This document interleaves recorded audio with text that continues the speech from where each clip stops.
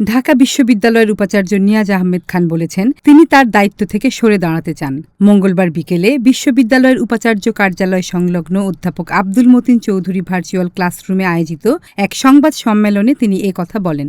যে আপৎকালীন ও বিশেষ পরিস্থিতিতে তিনি দায়িত্ব নিয়েছিলেন, সে আপৎকালীন কিংবা বিশেষ পরিস্থিতি এই মুহূর্তে তাঁরা উত্তরণ করতে পেরেছেন সবার সহযোগিতায়। তাই তিনি এখন সরে দাঁড়াতে চান, বলেন তিনি আরও বলেন, এখন এই মুহূর্তে যেন কোনো শূন্যতা না হয়, ধারাবাহিকতা যেন কোনো অসুবিধায় না পড়ে। সেজন্য তাকে যদি সরকার মনে করে, অংশীজনেরা যদি মনে করেন যে আরও কিছু সময় এই ধারাবাহিকতার প্রশ্নে হঠাৎ শূন্যতা যেন না হয়, সেই প্রশ্নে যদি তারা কিছু সময় নিতে চান, তিনি সেটি বিবেচনা করতে রাজি আছেন।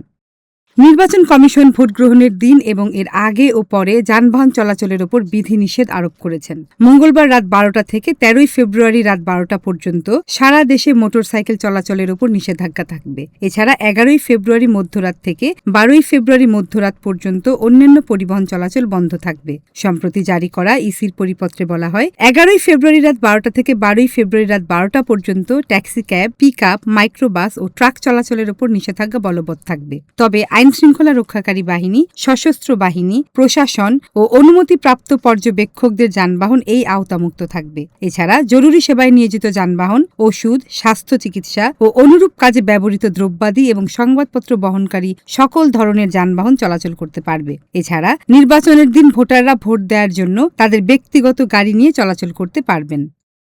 জাতীয় সংসদ নির্বাচন ও গণভোটে পুলিশের 1,87,603 জন সদস্য দায়িত্ব পালন করবেন। নিরাপত্তা ব্যবস্থা মূলত 3টি স্তরে পরিচালিত হবে বলে জানান পুলিশের মহাপরিদর্শক বাহারুল আলম। তিনি বলেন, প্রথমত দেশের মোট 83,789টি ভোট কেন্দ্রের প্রতিটিতে স্ট্যাটিক ফোর্স মোতায়েন থাকবে, যাতে কেন্দ্রের নিরাপত্তা নিশ্চিত করা যায়, ভোট গ্রহণ সুষ্ঠুভাবে পরিচালিত হয়। দ্বিতীয়ত, প্রতিটি এলাকায় মোবাইল পুলিশ টিম থাকবে, যারা নিয়মিত টহল দেবে এবং পরিস্থিতি পর্যবেক্ষণ করবে। তৃতীয়ত, জরুরি পরিস্থিতি মোকাবেলার জন্য বিভিন্ন গুরুত্বপূর্ণ স্থানে স্ট্রাইকিং ফোর্স প্রস্তুত রাখা হবে। এবারের নির্বাচনে নিরাপত্তা নিশ্চিত করতে প্রযুক্তির ব্যবহারও বাড়ানো হয়েছে। এছাড়া রিটার্নিং কর্মকর্তাদের মাধ্যমে 80 থেকে 90% কেন্দ্রে সিসিটিভি ক্যামেরা স্থাপন করা হয়েছে বলে উল্লেখ করেন আইজিপি। তিনি বলেন, পাশাপাশি ঝুঁকিপূর্ণ কেন্দ্রগুলোয় পুলিশ বডি ক্যামেরা ব্যবহার করবে।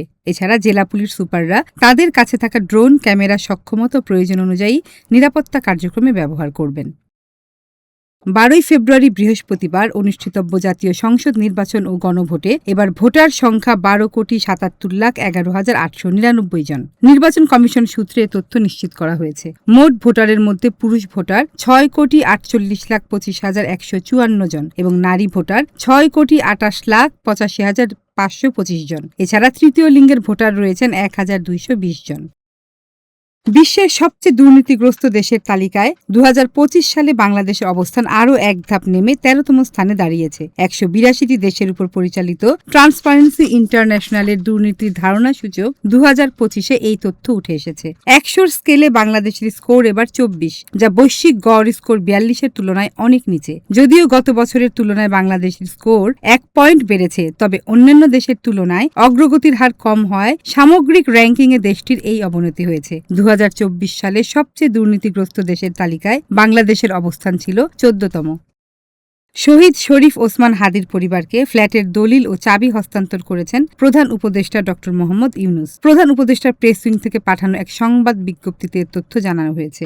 যমুনায় হাদির স্ত্রী ও পরিবারের সদস্যদের উপস্থিতিতে জাতীয় গৃহায়ণ কর্তৃপক্ষ কর্তৃক রাজধানীর লালমাটিয়া এলাকায় এই রেডি ফ্ল্যাটের দলিল ও চাবি হস্তান্তর করেছেন প্রধান উপদেষ্টা। মনস্বিতা বুলবুলি, দিনকাল ডিজিটাল।